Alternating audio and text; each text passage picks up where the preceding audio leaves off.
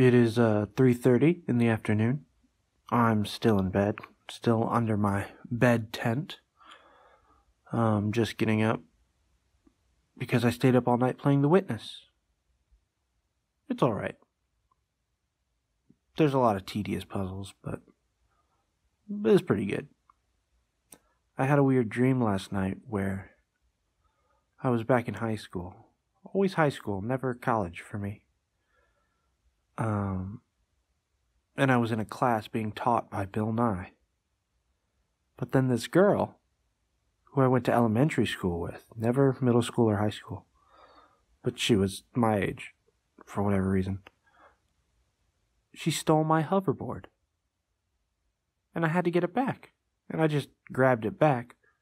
But Bill Nye was not happy about the disruption. Bill Nye was angry at me. It was this girl's fault. Why did she steal my hoverboard that I don't even own in real life? I guess I should get up. Alright guys, I'm working on The Witness, and this is a very hard puzzle. You can see right now I've got 383 solved, plus 19, but I don't know if I'm going to do those. This is the one in the ship, and I don't know if I'm going to spoil anything about The Witness because I can't solve this, but I am going to talk about some techniques that if you haven't played this far, you might not know about. So, this is a mirror puzzle, so even though you can't see it, when I move this line, another line also moves from the top right. One of the invisible mirror puzzles.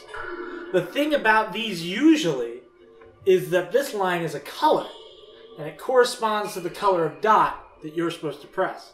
Now, I don't know if that's a clue that the line is color agnostic in this situation, or that it doesn't matter which color you start with. It's not giving you a hint. So it's not like I have to start with purple because it's right here, because maybe this thing could eventually, here we go, grab this one, right? Now the other thing about this puzzle is it's a sound puzzle. You can tell because it's pink. And also these dots were in a lot of the sound puzzles. I wasn't very good at those.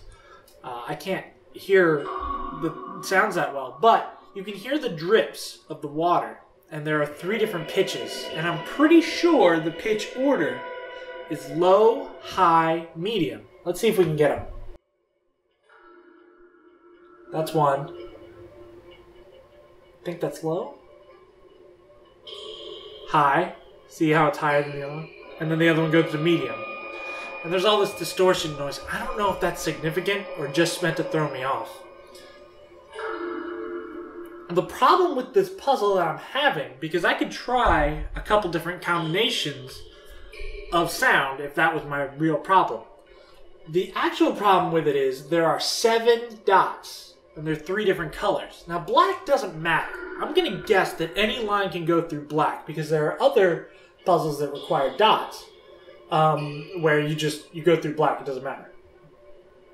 But the magenta and orange, my guess is that one line has to go through each color.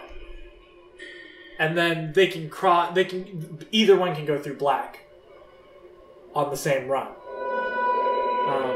With these dot puzzles, of course, all the dots have to be connected. So, my guess is that it's low, medium, high. Right? No, low, high, medium. So you have to go to a large one first, which is low, a medium one, and then a small one, which is high.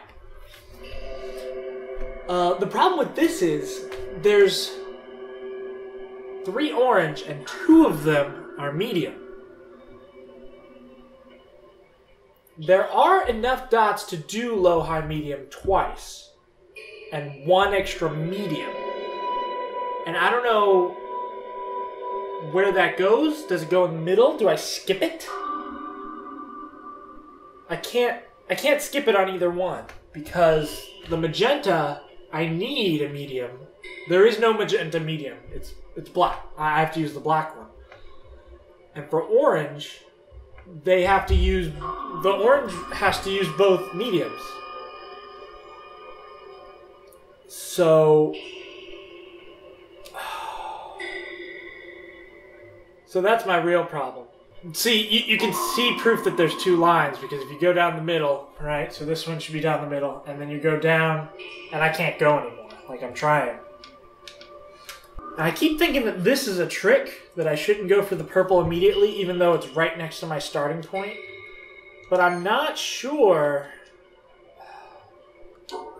that this... I mean, it could do this, but it would also have to do... Oh, here's another theory. Since there's two of them and they're mirrored, maybe the pitches have to go one way for one and the opposite way for another. So it's like low, high, medium, but then the other one is going medium, high, low. Yeah, so that's what I'm dealing with right now. I'm probably going to stay at this for another couple hours. I believe the last known secret to Hexagons is behind this door. The theater suggests that there are 6. I have 4. 1, 2, 3, and 6, I think. So I need 4 and 5. And I don't know where the last door would be. I'm hoping that if I open this door, then another door will appear in the volcano. Now, I haven't gone into the volcano much yet, because I've heard it erases your save. So I'm trying to do all that I can, except for the world sparkly puzzles. I don't know that I care about those. Maybe I'll find a walkthrough for that. I'm not super interested in that tedium. It really feels like the star in Braid, which took like 2 hours for a cloud to cross a level. Just not really worth it. Although the sparkles in this game are much more in keeping with the theme of look around you, witness things. That's not really a theme, but you get the idea. How do I do this? Okay, I was talking with Nick, and he seems to think that the other sounds are important. And what he came up with, not me, because I can't understand. I can't really tell the difference in the relative pitches. It kind of drives me crazy that there's a lot of this in this game. I don't play music games. I guess they're not technically that hard, but they're hard enough for me to just hear. So what we came up with was there's 2 different lines. One that has to do 4, and the other has to do 3, which is obvious because there's 7 dots. One does low, high, medium, which is probably this one. Low, high, medium. And the other one does medium, low, medium, high. So medium, low, medium, high. I think I was working on the thing. I think it's like this. And then I gotta go over, down, up. And that should be it. Got it. But you don't get to see the secret to Hexagons unless you play the game.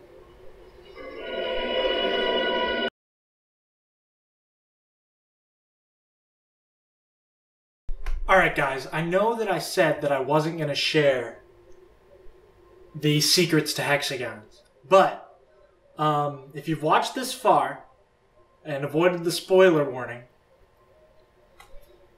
a few minutes ago, I only had the first 3 and the last 2. And I'm blocking out the last one for the sake of my story. But I'll show it in a little bit. When I saw these pictures, I realized that there had to be some sort of secret meaning to it, right? Like immediately, I saw DNA and a sperm. At first I thought this was a flower, but after a few moments, it's pretty clearly an atom. Now, I don't know what the last 2 are. Number 5 could be a virus. It could be a rocket ship showing human advancement. It could be a beaker indicating science? I'm not 100% sure on that one. And I don't know what the last one is at all. But I had enough of an idea with these first three to start thinking about the building blocks of life. I tried to make a tree. I had a couple pretty good trees and leaves. I looked up a bunch of things to see if they had pictures that were relevant, like Higgs boson or something. Eventually, I came around to the idea of a water molecule. And I started trying to do different ways to do that. Now, a water molecule is just an H with an O on each side, so it's kind of like a V. Now, I'm not 100% sure if my picture is an indication of a water molecule, because as you'll see here, it's there, but then it's got all this stuff. Maybe that doesn't matter. In the end, though, it worked, and I got the final secret to hexagons. Now, I'm watching the video. I paused it because it's like 300 years long. But I started watching the video, and it turns out it's about Easter eggs in video games. So, it's pretty clever, John Blow. You got me.